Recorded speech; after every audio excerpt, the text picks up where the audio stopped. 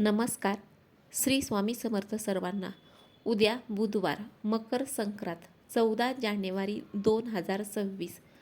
तर मकर संक्रांतीच्या दिवशी चुकूनही या 3 वस्तूंचं दान हे करू नका. नाहीतर केलेल्या दानाचे पुण्य हे मिळणार नाही.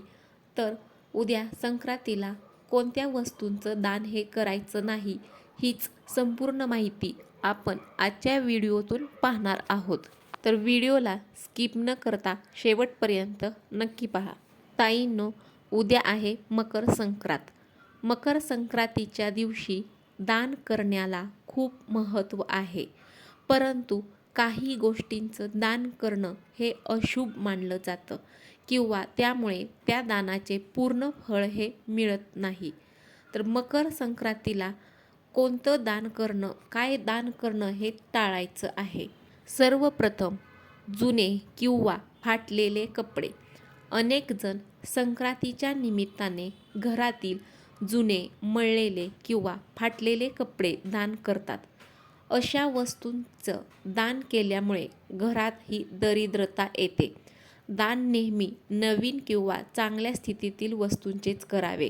जुने किंवा फाटलेले कपडे हे दान करू नयेत. त्यानंतर शिळे अन्न. दान हे नेहमी सात्विक आणि ताजे असावे. कोणालाही शिळे, खराब झालेले किंवा उरलेले अन्न हे दान करू नका. अन्न हे ताजे असावे. अगदी मनापासून अन्नदान हे करा. शिळे अन्न, खराब झालेले किंवा उरलेले अन्न हे दान करू नका. जर तुम्ही शिळे अन्न दान केले तर पुण्याऐवजी तुम्हाला दोष हा लागेल. त्यानंतर तुम्ही उद्या बुधवार, मकर संक्रांतीच्या दिवशी प्लास्टिक किंवा काचेच्या वस्तू, ह्या संक्रांतीच्या दिवशी प्लास्टिकच्या वस्तू किंवा जसं की धारदार वस्तू, चाकू, कात्री किंवा काचेच्या वस्तू दान करणं हे टाळायचं आहे.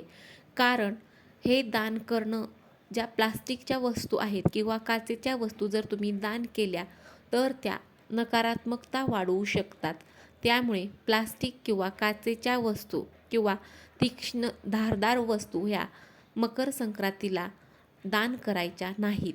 सुरी किंवा इतर कोणत्याही तीक्ष्ण वस्तूंचं दान किंवा वाण म्हणून वाटप देखील करू नका.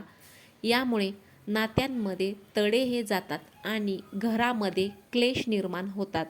सुवासिनींनी वाण लुटताना देखील या गोष्टी टाळणं गरजेचं आहे. मकर संक्रांतीला तिळाचे तेल आणि त्या तिळाच्या तेलाचे दान हे खूप शुभ असते. परंतु ते तेल हे वापरलेलं किंवा खरकट नसावं. नेहमी शुद्ध आणि नवीन तेलाचेच दान हे करायचं आहे. दानाचे फळ तेव्हाच मिळते जेव्हा ते मनापासून आणि समोरच्या व्यक्तीचा आदर राखून केलं जातं. कोणालाही हिणवून, रागाने किंवा उपकार करण्याच्या भावनेने दिलेली वस्तू दान मानली जात नाही. त्यामुळे अगदी मनापासून दानधर्म हा करायचा आहे. दान देणारी व्यक्ती आणि दान करण्याची वस्तू दोन्ही स्वच्छ असावीत. जर तुमच्या दारात कोणी गरजू आला असेल तर त्याला किमान थोडे तिळगुळ तरी द्यावेत. रिकाम्या हाताने त्याला पाठवू नये. मांस, मद्य, पान किंवा इतर कोणत्याही नशिल्या पदार्थांचं दान या पवित्र दिवशी करू नका. मकर संक्रांतीला तिळगुळ, नवीन वस्त्र, धान्य आणि गाईला चारा देणं हे अत्यंत शुभ मानलं जातं. त्यामुळे मकर संक्रांतीच्या दिवशी तुम्ही या गोष्टी आहेत त्या अगदी मनापासून दान करू शकता. मकर संक्रांत हा सण हा दानधर्मासाठी अत्यंत शुभ मानला जातो.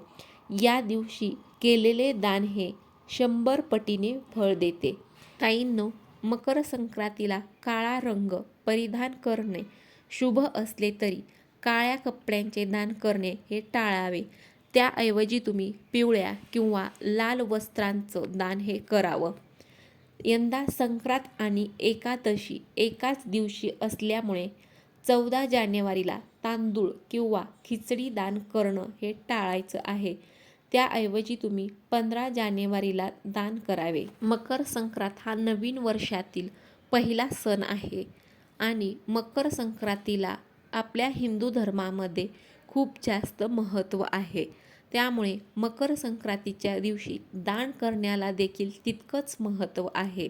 त्यामुळे या दिवशी तुम्ही अगदी मनापासून दानधर्म हा करायचा आहे. अगदी मनापासून स्वच्छ मनाने दानधर्म हा केला तर तुम्हाला त्या दानाचे पुण्य हे नक्कीच मिळेल. व्हिडिओमधील माहिती तुम्हाला माहितीपूर्ण वाटली असेल तर व्हिडिओला नक्की लाईक करा, शेअर करा आणि चॅनलला देखील सबस्क्राईब करा. श्री स्वामी समर्थ.